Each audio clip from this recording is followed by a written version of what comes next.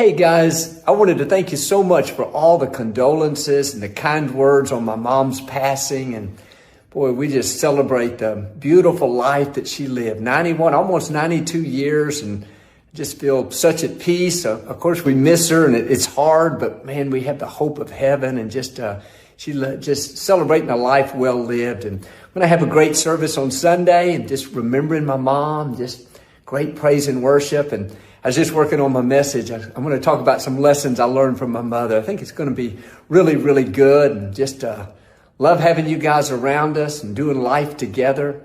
We'll do a formal celebration of my mom's life on August the 8th on a Friday night coming up. And just again, celebrate the life that she lived. But thank you all for being a part, and just hope you'll join us on Sunday in person, online. But we're going to have a great time just remembering the goodness of God. We love you guys very much. It's a moment that many saw coming, but no one was truly prepared for.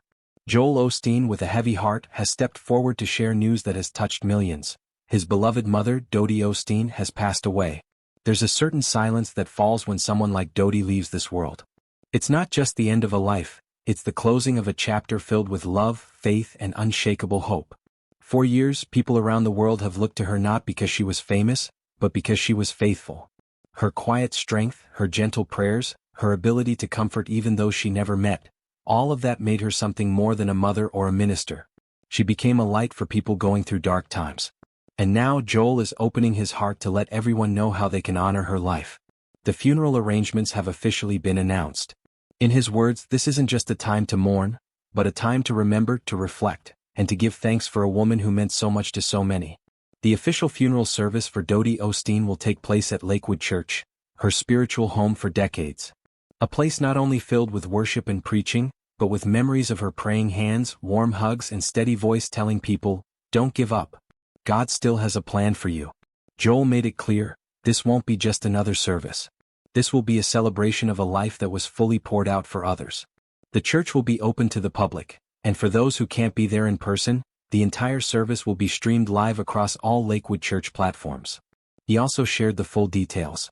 The funeral will be held on insert date, with doors opening at insert time. Friends, family, longtime church members, and leaders from across the country are expected to attend. But Joel wanted to make one thing very clear: everyone is welcome. Because that's exactly what his mother would have wanted. There will be a time of worship, personal tributes from family members, and a powerful message that reflects the heart of Dodie's journey. A journey that survived illness, heartbreak, loss, and still chose faith every single time. It's hard to put into words what she meant to Joel. You could see it in his eyes when he spoke. A quiet pain, but also a deep gratitude. She wasn't just his mother. She was his encourager, his spiritual anchor, his reminder that God is always near no matter what storms come. Joel spoke softly. She never wanted attention. She just wanted to help people see Jesus. And now, we want to honor that by letting the world see the love she gave away so freely. As people around the globe begin making travel plans, or preparing to tune in online, one thing is clear. Dodie Osteen's impact didn't end when she took her last breath. Her legacy is still alive. In every prayer she prayed, every hand she held, every hospital room she visited, and every life she lifted up when hope felt far away. As news of Dodie's passing continues to spread, something remarkable is happening. Messages are pouring in, not just from church members or fellow pastors, but from ordinary people around the world. Mothers, fathers, cancer survivors, people who were once broken and hopeless, now sharing how one soft-spoken woman changed their lives forever. Some remember watching her on television late at night, whispering prayers into their living rooms. Others recall a short meeting in the church lobby, where she looked them in the eyes and said, "You're going to make it." Simple words. But when they came from her, they carried power. Because Dodie didn't just say things, she believed them. And maybe that's what made her so different. She never tried to impress anyone. She didn't care about fame. She cared about souls. Even when she was fighting her own battles, especially the cancer diagnosis she faced years ago, she kept showing up for others. Joel often shared stories about how his mother would get up before the sun, quietly pray for hours, then spend her day visiting hospitals, comforting strangers, and reminding people that God was still a healer. She never stopped. Even when her body grew weaker, her spirit only grew stronger. And now, in this time of loss, that same spirit is what's holding people together. Joel knows this moment isn't easy, Not for him, not for his family, and not for the thousands who looked up to Mama Dodie. But he's leaning on what she always told him. God is faithful in every season. As the service day approaches, Lakewood Church is preparing for what may be one of the most emotional gatherings in its history. The sanctuary will be filled with music, memories, and moments that will stay in people's hearts for years to come. But even more than that, Joel hopes it will be a moment of healing. Because that's what Dodie would have wanted. Not tears of regret, but hearts full of peace. Not sorrow without hope, but sorrow that remembers God's promises.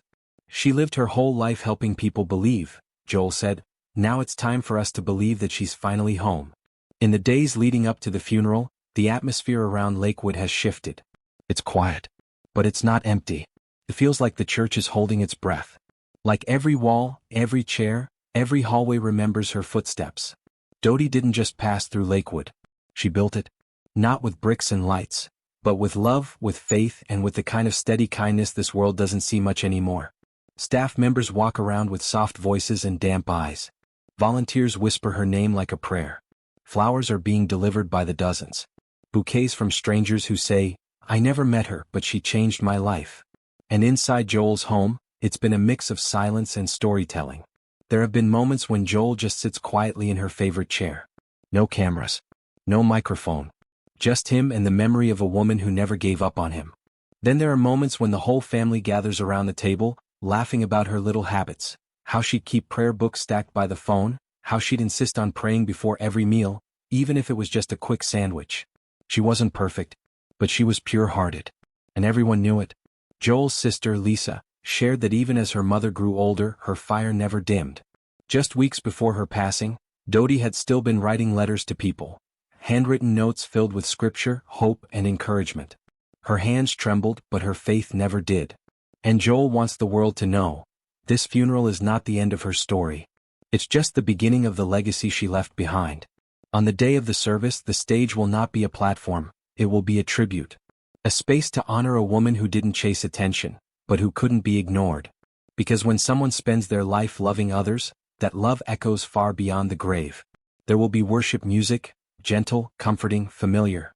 Joel has chosen songs his mother used to hum when she walked around the house. There will be photos, smiling, warm, timeless. And there will be stories, funny, tender, and deeply moving.